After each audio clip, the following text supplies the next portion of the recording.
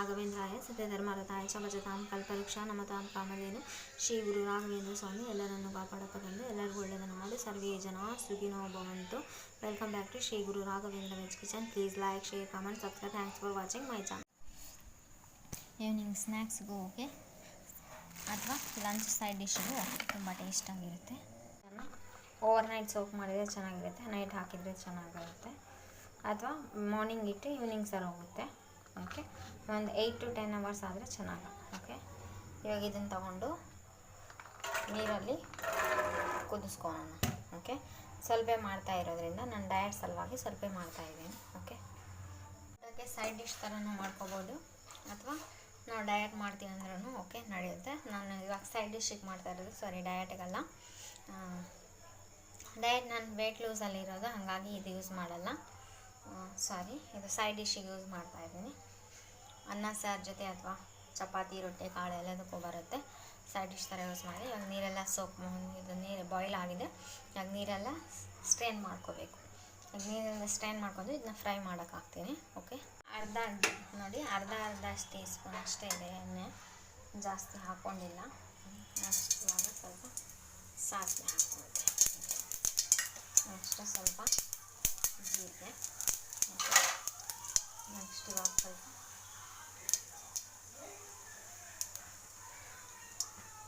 ಸ್ವಲ್ಪ ಇದಾಗಲಿ. ನೆಕ್ಸ್ಟ್ ಇವಾಗ green chilli ಹಾಕ್ಕೊಳ್ತೀನಿ. ಗ್ರೀನ್ ಚಿಲ್ಲಿ ಹಾಕ್ಕೊಂಡ್ಮೇಲೆ ಸ್ವಲ್ಪ ಫ್ರೈ ಆಗಲಿ. ಸ್ವಲ್ಪ ಫ್ರೈ ಆದರೆ ಚೆನ್ನಾಗಿ. ಮತ್ತು ನೆಕ್ಸ್ಟ್ ಇವಾಗ ಸ್ವಲ್ಪ ಕರಿ ಲೀವ್ಸ್ ಹಾಕ್ಕೊಳ್ತೀನಿ. ಓಕೆ, ನೆಕ್ಸ್ಟ್ ಸ್ವಲ್ಪ ಕೊರಿಯಾಂಡರ್ ಹಾಕ್ಕೊಳ್ತೀನಿ. ಓಕೆ, ಸ್ವಲ್ಪ ಕೊರಿಯಾಂಡರ್ ಹಾಕ್ಕೊಂಡೆ ಇದನ್ನು ಚೆನ್ನಾಗಿ ಮಿಕ್ಸ್ ಮಾಡ್ಕೊಳ್ತೀನಿ. ಒಂದ್ಸಲ ಚೆನ್ನಾಗಿ ಫ್ರೈ ಮಾಡ್ಕೊಂಡು. ಓಕೆ, ನೆಕ್ಸ್ಟ್ ಇವಾಗ ಇದಕ್ಕೆ ಈ ಬೇಯಿಸಿಟ್ಕೊಂಡಿರೋ ಚೆನ್ನ ಇದೆಲ್ಲ, ಕಾಬೂಲ್ ಚೆನ್ನ, ಅದು ಹಾಕ್ಕೊಳ್ತೀನಿ. ಉಪ್ಪು ಇವೆಲ್ಲ ಇವಾಗ ಹಾಕೋದ್ಮೇಲೆ ಇದು ಸೈಡ್ ಡಿಶ್ ಯೂಸ್ ಮಾಡ್ತಾ ಇರೋದು, ಸಾರಿ ಸೈಡ್ ಡಿಶ್ಶಿಗೆ ಇದು ಮಾಡ್ತಾ ಇರೋದು.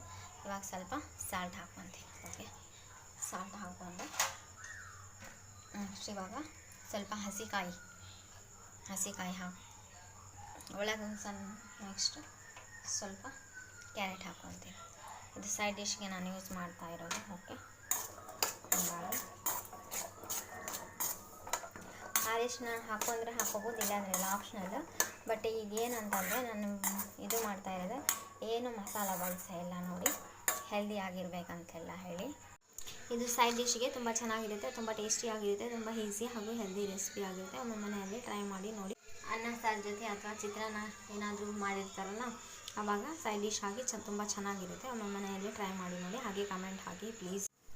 ರೊಟ್ಟಿ ಚಪಾತಿಗೂ ಬರುತ್ತೆ, ತುಂಬ ಟೇಸ್ಟಿ ಆಗಿರುತ್ತೆ, ತುಂಬ ಈಸಿ ಹಾಗೂ ತುಂಬ ಹೆಲ್ದಿ ರೆಸಿಪಿ ಆಗಿರುತ್ತೆ. ಸೈಡ್ ಡಿಶ್ಗೆ ಯೂಸ್ ಮಾಡ್ತಾ ಇರೋದು ಇದು. ಅನ್ನ ಸಾಂಬಾರು ಜೊತೆನೂ ತಿನ್ಬೋದು, ಚಪಾತಿ ರೊಟ್ಟಿ ಜೊತೆನೂ ತಿನ್ಬೋದು, ತುಂಬ ಹೆಲ್ದಿ ಆಗಿರುತ್ತೆ. ಅಥವಾ ಈವ್ನಿಂಗ್ ಚಾಟ್ ಥರ, ಸ್ನ್ಯಾಕ್ಸ್ ಥರ ಬಳಸ್ಬೋದು. ಇದರಲ್ಲಿ ಯಾವುದೇ ಒಂದು ಮಸಾಲ ಬಳಸಿಲ್ಲ, ಝೀರೋ ಮಸಾಲ ಆಯಿತಾ.